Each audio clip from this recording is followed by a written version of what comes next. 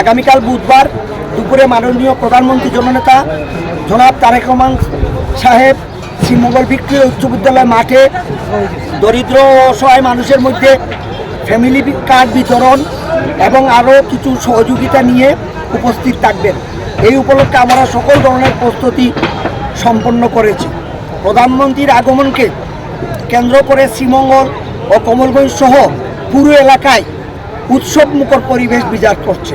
সাধারণ মানুষের মধ্যে ব্যাপক আনন্দ উচ্ছ্বাস দেখা যাচ্ছে। তারা এখন অধীর আগ্রহে অপেক্ষা করছেন তার আগমন ক্ষণের জন্য।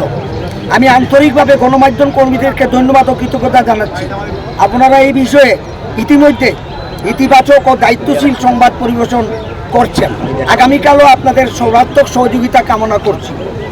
একই সঙ্গে আমার দলের নেতাকর্মীদের প্রতি অনুরোধ জানাচ্ছি, শ্রীমঙ্গল ও কমলগঞ্জের বিভিন্ন প্রত্যন্ত অঞ্চল থেকে বিপুল সংখ্যক মানুষ অনুষ্ঠানে অংশ নিতে আসবেন। আপনারা আগত জনগণকে সুশৃঙ্খল ও অনুষ্ঠানস্থলে পৌঁছানোর ব্যবস্থা করবেন। এরপর আপনারা আসবেন। সাংবাদিক ভাইয়েরা, মাননীয় প্রধানমন্ত্রীর কাছে আমাদের আলাদাভাবে কিছু চাওয়ার নেই। শ্রীমঙ্গল কমলগঞ্জ একটি গুরুত্বপূর্ণ পর্যটন অঞ্চল। এই অঞ্চলে উন্নয়ন হলে দেশের অর্থনীতি ও পর্যটন খাত আরও সমৃদ্ধ হবে। এইসব বিষয়ে মাননীয় প্রধানমন্ত্রী অবগত রয়েছেন। আমাদের সবচেয়ে বড় প্রাপ্তি হলো তিনি আমাদের কাছে কোনো অতিথি নন, তিনি আমাদেরই একজন। প্রধানমন্ত্রী হিসেবে দায়িত্ব গ্রহণের মাত্র 4 মাসের মাথায় তিনি এই অঞ্চলে সফরে আসছেন। এটি প্রধানমন্ত্রী হওয়ার পর তারেক রহমান সাহেবের প্রথম মৌলভীবাজার সফর।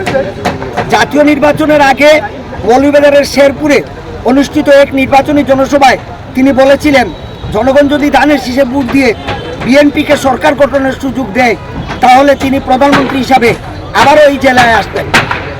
মৌলভীবাজারবাসী তার প্রতি আস্থা রেখে জেলার 4টি আসনেই বিএনপিকে বিপুল ভোটে বিজয়ী করেছেন। আজ তিনি নিজের দেওয়া সেই প্রতিশ্রুতি রক্ষা করছেন। ফলে তার এই সফরকে ঘিরে জেলার মানুষের আনন্দ উচ্ছ্বাসের কোনো কমতি নেই। আমি শ্রীমঙ্গল ও কর্মগঞ্জের সর্বস্তরের জনগণের প্রতি আহ্বান জানাচ্ছি, আপনারা সকলেই অনুষ্ঠান চলে আসবেন। বিভিন্ন এলাকার যাতায়াতের জন্য গাড়ির ব্যবস্থা করা হয়েছে। এসব পরিবহনের মাধ্যমে আগত জনসাধারণকে আসার জন্য ব্যবস্থা করা হবে।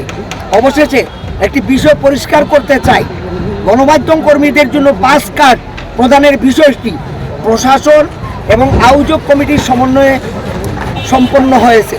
এটি কোনো ব্যক্তিগত সিদ্ধান্ত নয় এবং এখানে কোনো একক সাংবাদিকদের মতামত দেওয়ার সুযোগ নেই। পরিশেষে আগামীকালের অনুষ্ঠান সফল ও সুশৃঙ্খলভাবে সম্পন্ন করার লক্ষ্যে গণমাধ্যম কর্মী সহ সংশ্লিষ্ট সকলের প্রতি সহযোগিতা কামনা করছি।